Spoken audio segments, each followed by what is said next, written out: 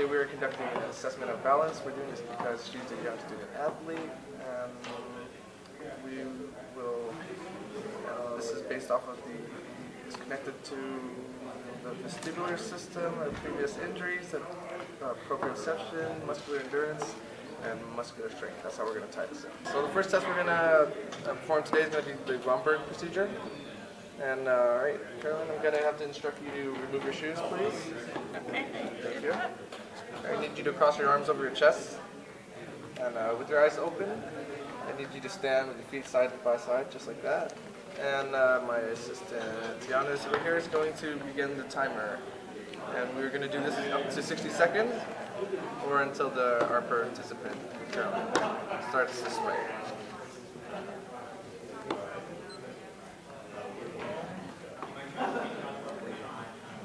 Alright, so now that the 60 seconds are up, we're going to try the test again with your eyes closed.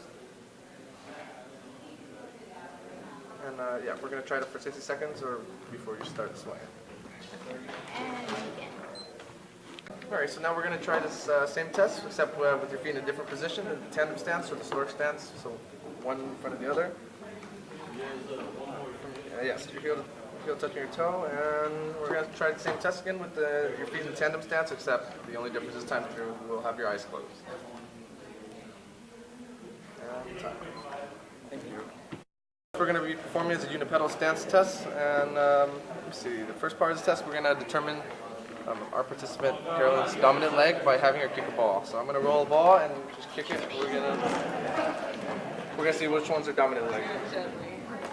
I want it. Thank you. With your right leg. Raise one foot off the ground, but before you do that, please fold your arms across your chest, like so. Thank you.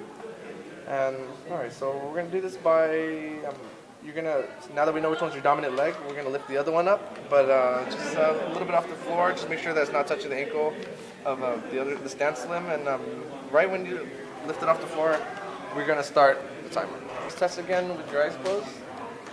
It's going to be for 45 seconds. Begin. And start. Except with your non-dominant feet. So first test is going to be with your eyes open, and the second we'll have to fixate something in the distance, and on the second test you will have your eyes closed.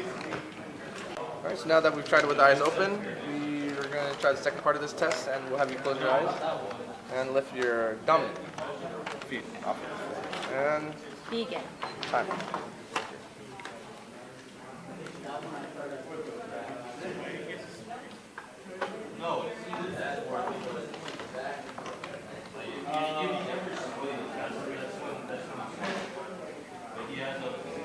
Alright, so the next test we're going to perform is going to be the reactive balance test procedure.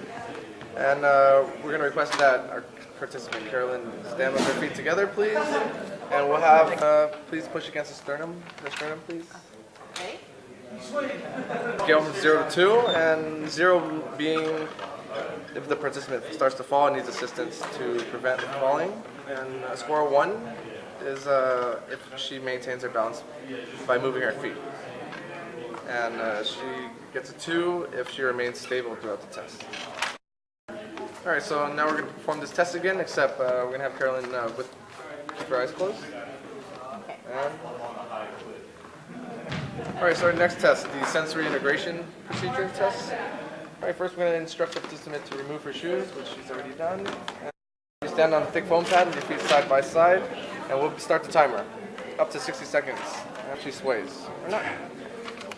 And go ahead. Okay, so now we're going to have her repeat this test, except with your eyes closed this time. And yes, please, and we'll start the timer for 60 seconds. Okay. All right. Good job. Next part of this procedure, we'll have our subject stand with their feet in tandem, so heel to toe, please. All right, and we'll repeat steps 4 to 5. So yeah, we're going to start the timer for 60 seconds with your eyes open this time. And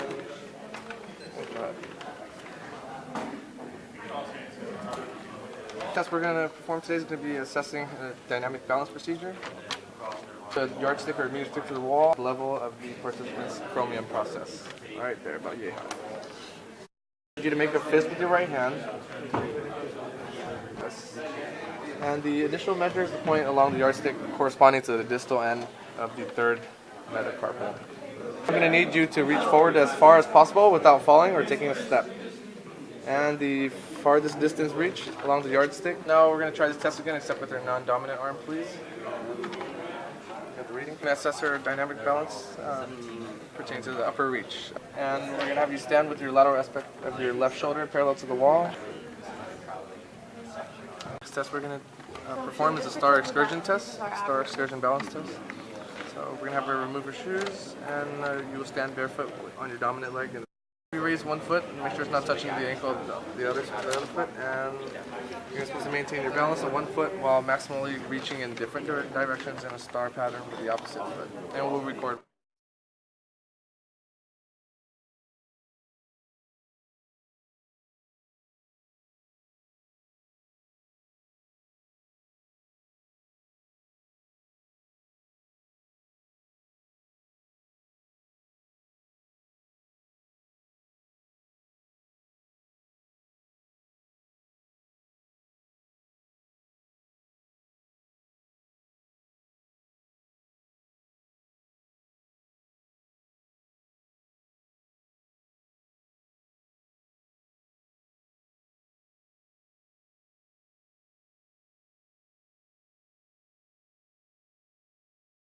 Once again, we'll have you do the same thing, except this time with your eyes closed, please.